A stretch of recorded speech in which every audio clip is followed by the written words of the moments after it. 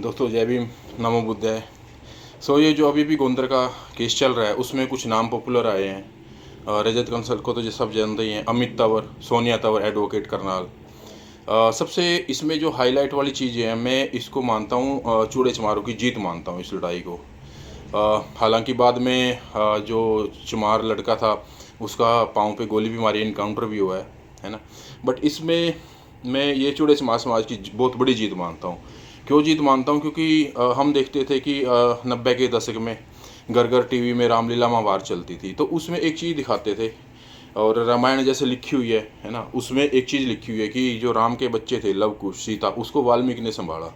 लेकिन एक आपने देखा होगा जो औरत थी जिसने बोला था कि चूड़े चमारों की औरतों के बारे में अभद्र टिप्पणी करी है, तो उसने चूड़ा वर्ड भी यूज किया है। क्या उसने वाल्मीकि शब्द यूज किया है ना? क्योंकि एक तरफ तो ये मानते हैं कि जो राम था वो राजपूत वंश से था, क्षत्रिय वंश से था। और फिर जो राजपूतों की पंचायत हुई उसमें भी उन्होंने जय श्री राम बोला, तो क्या जय वाल्मीकि बोला? तो जो दोनों जगह वाल्मीकि शब्द नहीं आया, तो उनको उस वाल्मीकि की इज्जत नहीं है ना। क्योंकि रामायण में हर जाति की तो चर्चा है नहीं है, वाल्मीकि की चर्चा है, क्षत्रिय की चर्चा है। बाकी ब्राह्मण बनी है, जो बाकी जातियाँ हैं शूद्र में, उनका ज़्यादा चर्चा नहीं है। तो वाल्मीकि अगर राम के साथ कथा या फिर जो हकीकत है, अगर वो सच है, तो वो वाल्मीकि जय क्यों नहीं बोलते राम के साथ? वो चूड़ा शब्द क्यों करती यूज करती है, वाल्मीकि क्यों नहीं यूज करा? क्योंकि वो एक काल्पनिक कथा है, उसमें हकीकत से कोई लेना देना नहीं है ना।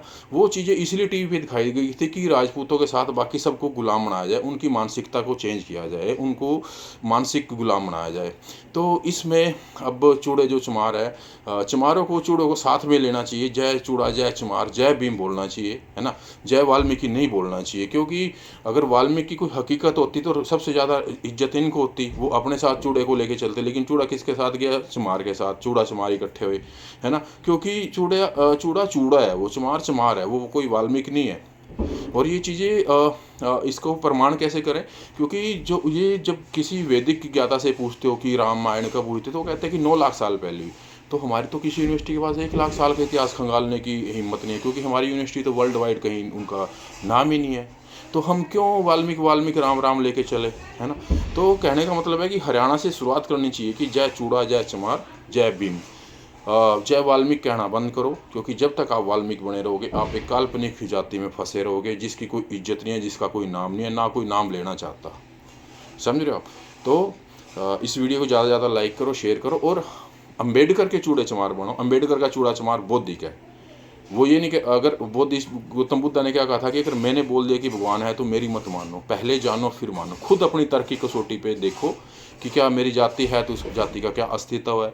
मैं चूड़ा हूँ तो क्या चूड़ा है मेरे अंदर, दिमाग में क्या चूड़ा है? तो कुछ नहीं होता। वो सारी चीज़ें हमारा समाज, हमारा मोहल्ला, वो हमारे बच्चे के अंदर पैदा करता है, तब जाके हम देश के लिए एक बोझ बनते हैं। अगर हम बुद्धिस्ट चमार चूड़े बने तो इसका मतलब है कि हम पाखंड मुक्त रहेंगे, है ना। अपना अपो दीपक वो है, अपना दीपक खुद बनो, अपनी शरीर की पूजा करो, अपने शरीर को खिलाओ पिलाओ जो भी उसको प्रोटीन विटामिन कैल्शियम चाहिए। जिम में जाओ, कुश्ती कबड्डी करो, डॉक्टर बनो, न कि फालतू के दिए जलाओ, किसी को दोक मारो, किसी के दिए घी जलाओ, वो चीज़ें गौतम बुद्धा नहीं कहता। तो गौतम बुद्धा के चमार चूड़े वो बहुत ताकतवर रहने वाले हैं, वो बिजनेसमैन बनेंगे जापान चाइना की तरह।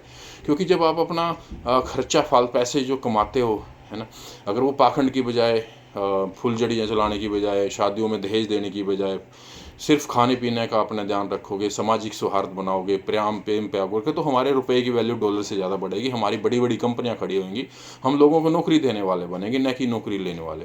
तो इस जो ये शब्द बार बार निकल रहे हैं, वो जय श्री राम की जगह जय वाल्मीकि नहीं बोलते, तो इससे समझो और इससे अपनी जीत मान के आगे बढ़ो और सब एक हो जाओ।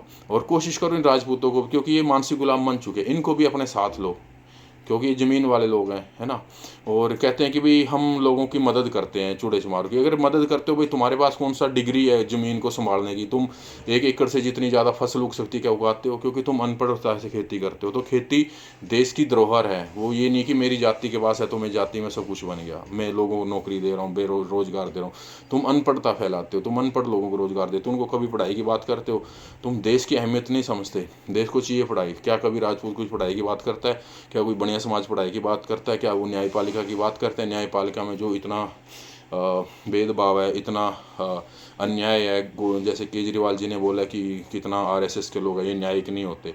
तो हम सबको एकजुट होके हमें इनके भरोसे नहीं रहना पड़ेगा, बनियों के भरोसे मत रहो ब्राह्मणों, क्योंकि इनका तो पुश्तैनी धंधा कामयाब है, इनको देश दुनिया से मतलब नहीं है, ना सामाजिक सौहार्द।